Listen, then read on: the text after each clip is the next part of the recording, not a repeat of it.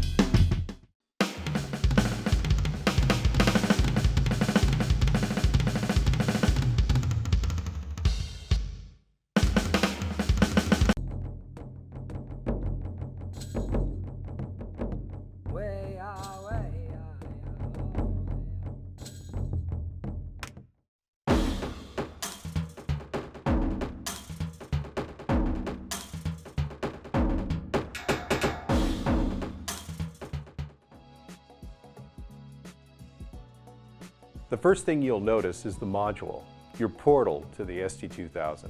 It features a big bright LCD screen with full color images of your instruments and setup, making it easy to program without having to menu dive.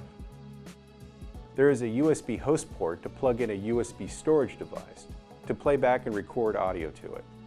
It also works as a storage device to back up your data. You can make your own real-world samples, import and trigger them, creating new, unique sound palettes that are all your own.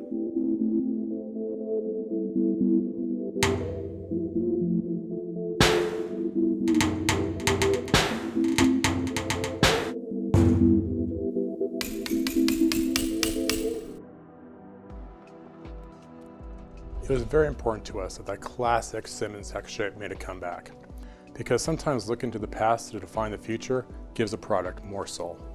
The new SimHex mesh pads and hex-shaped cymbals utilize a one-of-a-kind spherical isolation mounting system. This provides greater custom pad placement and less crosstalk. The robust hex rack offers superior functionality and strength. Combined with low-profile pads, the drummer experiences a more natural playing position. Part of my philosophy and Simmons brand philosophy going back over 35 years now is putting the musician in charge of the machine and putting the control under the stick. I first heard that from Bill Bruford. I want control under the stick.